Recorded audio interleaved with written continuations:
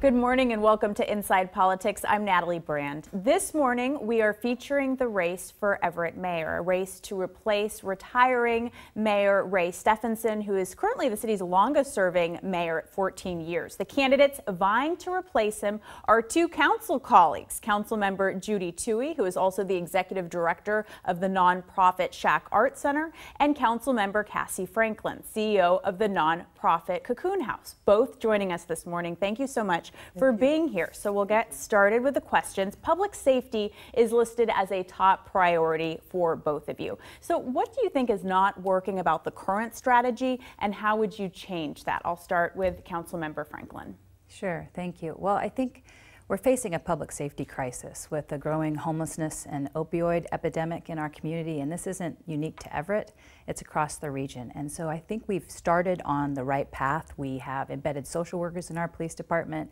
We need to fully staff our police department to ensure that they have the resources they need to connect with people, because it needs to be a balanced approach of outreach and enforcement. So getting enough officers on the street, connecting them with our embedded social workers, getting community members the treatment and services they need to get off the street and get healthy and safe. Yeah, public safety is my #1 priority, and it should be for every city, because every individual, it's their right to feel safe in their home and neighborhood.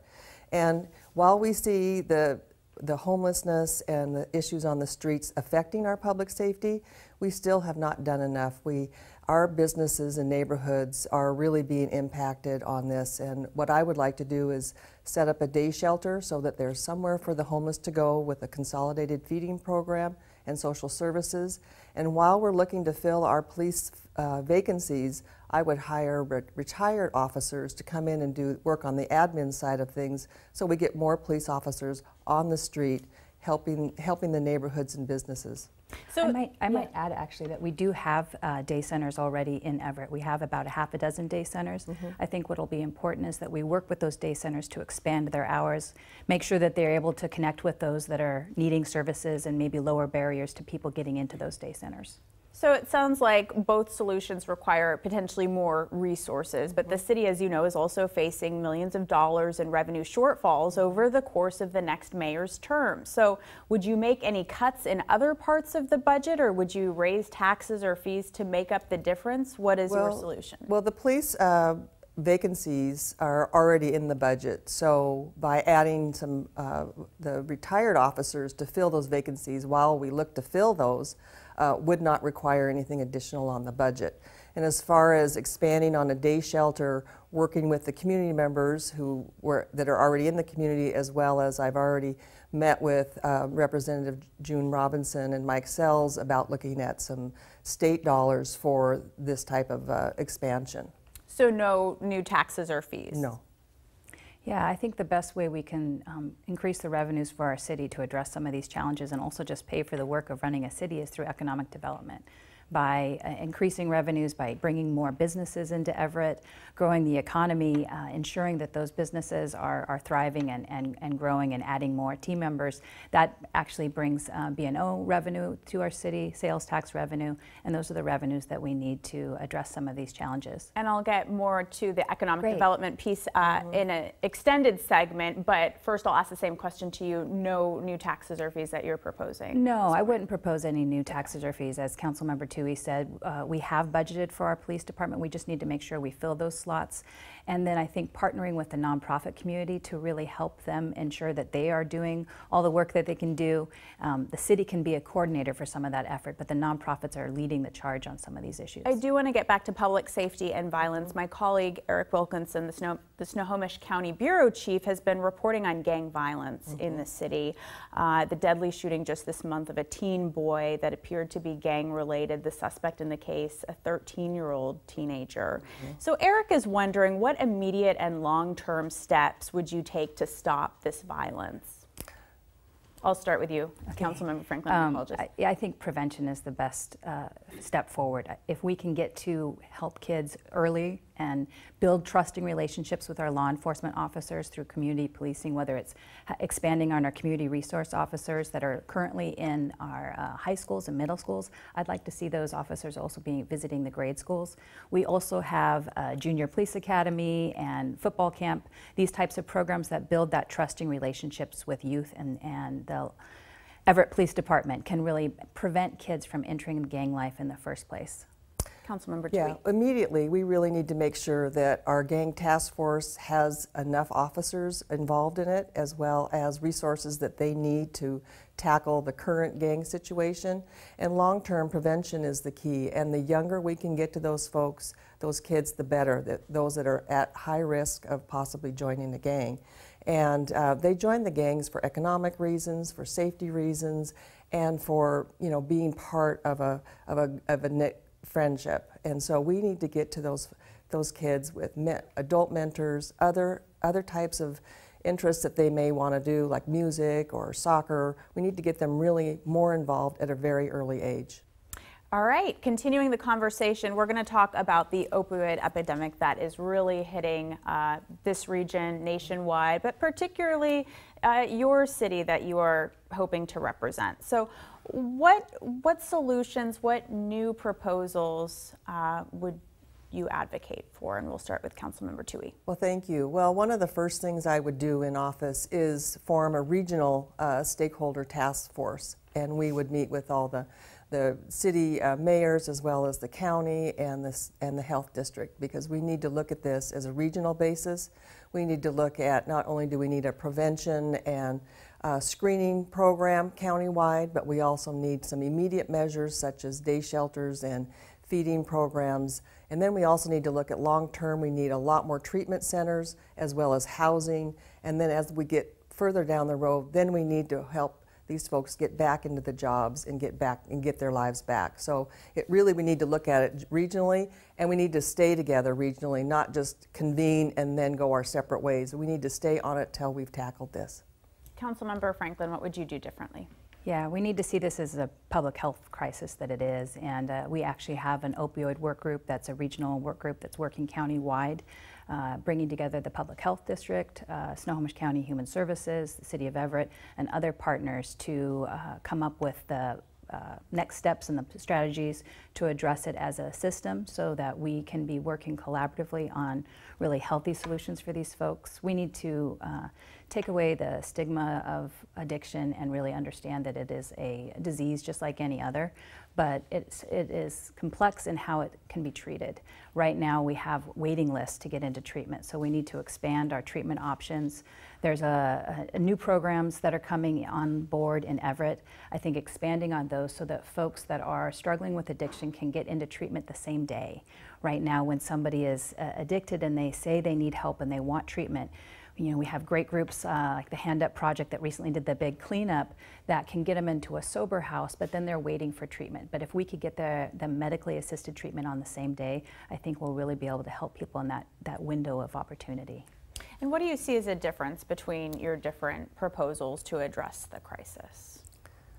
Well, I think we're both looking at it regionally. We know there's a great need for more treatment centers. We know there's a great need for housing for these folks. So, you know, I think we're aligned in many of those ways. Aside from day shelters to address homelessness, switching to the topic, which is somewhat related, what else would you propose? Well, we have several housing projects in the queue. However, it's going to be a couple years before we realize those housing units availability. So the day shelter, the expansion of that is to take care of that in a temporary way. So, you know, we need more housing, obviously, and doubled up with the treatment. But the day shelter is something so that we can get them. We also don't really have a cold weather bed situation, temporary beds, so we also need to look at that in the very near future. Yeah, we have emergency shelters throughout the city and in the county. The county is working together with city leadership currently to expand on those shelter beds, work with those organizations that are currently providing temporary shelter to see if they can increase the number of units. I personally would like to see our cold weather shelters open year-round temporarily. We have a lot of housing coming on board. It will probably never be enough, but we do have 170 units of housing for people experiencing homelessness that will open up in 2019. So if we can get some more temporary beds open to get us through that period, that can really help bringing people off the street and starting to connect them with services and supports. And when it comes to growing jobs in the city of Everett, how would you try to bring new business to the city and also encourage people to want to move and live in Everett? And I'll start with you, Councilmember Franklin. Sure. I'd like to immediately expand our economic development department. I think we've had a great economic development department, but it's staffed by one person. And for a city that's 110,000 people, I think we need more investment in economic development. So I'd like to triple the size of that department, work with partners like the Economic Alliance on regional priorities and supporting our core industries of aerospace, the port, the Navy base. They're all great family wage employers in our community, but then also work together with our small business owners. We've all seen way too many small businesses come and go, and having a stronger partner in the mayor's office, in the economic development department, I think can really help those small businesses with what they're struggling with and ensure that when they come to Everett, they can stay. And then last, I think it's so important that we are working on the public safety issues. You know, folks need to feel safe. We have business owners that don't feel safe leaving their business at night when they're closing shop. And so addressing the public safety crisis in our community is going to be really important to improve the quality of life for the neighbors and residents, but also for our business partners. Well, the number one reason why businesses wouldn't come to Everett or why they would leave is public safety. And we need to tackle that first and foremost before we can really move into recruiting more businesses. Right now, you know, this last week I met with a business owner in downtown Everett ready to move to Lake Stevens because of the streets issues in front of her building and how uncomfortable her clients feel. You know, or the business owner that's changing the times of his days so that his workers can go to their car without being in the dark. So those are things that just have popped up in the downtown area. So we have to really work on that and improve that a lot before we can really recruit more businesses. You know, Everett is home to over 100,000 jobs, and we have 110,000 people. So we do have some great jobs here.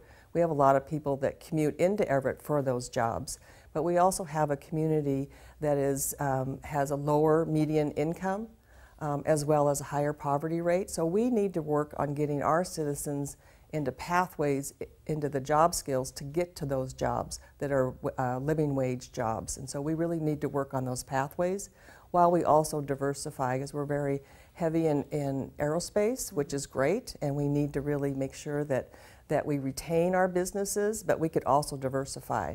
So on that note, where do you see, I'll ask both of you, where do you see there room for growth in new sectors or new types of jobs coming into Everett? I think that I was going to add, we have new creative businesses locating in downtown Everett. And I think that gives us an incredible opportunity to leverage those businesses to bring additional businesses into Everett. Funko chose to locate downtown. As challenging as some of our public safety issues are, they're not unique to Everett. They exist everywhere. I think we're really poised for great opportunities ahead, and so I'm excited by those. And I think if we work with those business partners, have an advisory council work together with our economic development team on what additional businesses we want to proactively recruit to our downtown core, to North Everett, to South Everett, to really support and leverage the businesses that we have and build, you know, more jobs, like-minded jobs, whether that is in, you know, high-tech industry or in more creative endeavors, you know, such as Funko. Just depends. Yeah, I think that we have an opportunity for a lot of small businesses. We haven't had a Chamber of Commerce for a few years, and they haven't really connected with the Economic Alliance. So we really need to support our small businesses. There's lots of opportunity in certain retail pockets for that, but it's also evolving. If you look at our mall, we lost our Macy's store. So I think our mall has an opportunity to change into something very, very different with a different retail model, and hopefully with housing involved in it. So we need to really look at reinventing ourselves a little more creatively, and I think we have, you know, are open to technology and different types of businesses to come into Everett. Two more questions, and the first one I'll throw back to you. Do you think that there is an issue that is not getting enough attention in this race currently? Councilmember Toohey. Well, you know, public safety is really important to me, and the economic development. Sometimes we don't talk too much about the budget, and we are faced, we're getting our budget for 2018, which will be balanced in the next couple of weeks, but we're also looking at a 5-year forecast of $65 million deficit. So we have to live within our means. When we add staff and departments, there's an impact on something else within our budget. So we have to look at that very, very closely. I believe that we can find some efficiencies in and throughout the budget, and that we need to do that. That would be one of my top priorities throughout the whole city. 1,200 employees, there's lots of departments. We need to be looking for efficiencies and live within our means, and I would make that my priority. Tens of millions of dollars, though. Do you think that that requires cuts? Well, we won't know till we get in and really look at it. You know, we see at the council level a higher level of the budget. So we need to really get in to see what the matrix and the management style of each of our departments would be. But you know, I do believe that there are cost-saving things that we can do, and we will do those. Yeah, I would agree that the budget is a top priority. We have a structural deficit like many cities throughout the state, and as we are growing, we have a higher demand for public safety. We have a higher demand to maintain the beautiful parks in our area.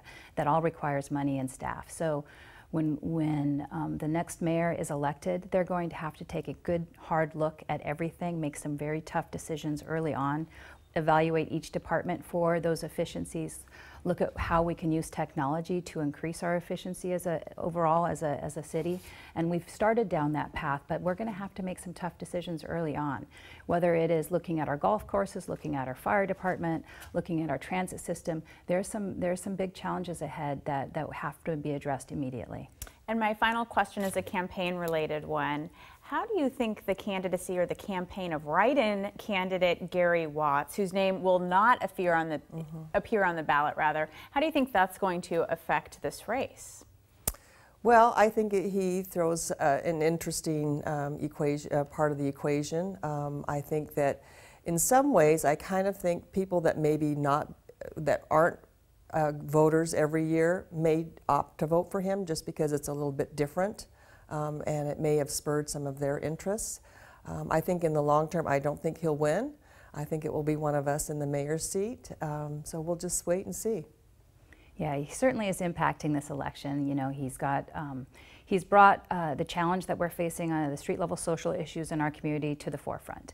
And I think as a community leader, I completely understand the frustration he's experienced. I appreciate that it's up to the conversation around this public safety crisis that we're facing. How he's going to impact the election is hard to say. I don't believe that a write-in candidate has a really strong chance, but he's certainly you know, making a strong statement for what's important. And could take votes away from either candidate who does appear on the ballot. Right. That's right. All right. Well, good luck in this final push. We have just a week left, a little more than a week left. And interesting to note that this race will feature the first elected female mayor in Everett's history. Correct. Correct? All right. Good luck. Look forward to talking to you after Election Day. Thank you so much for having us. Yeah, thank you.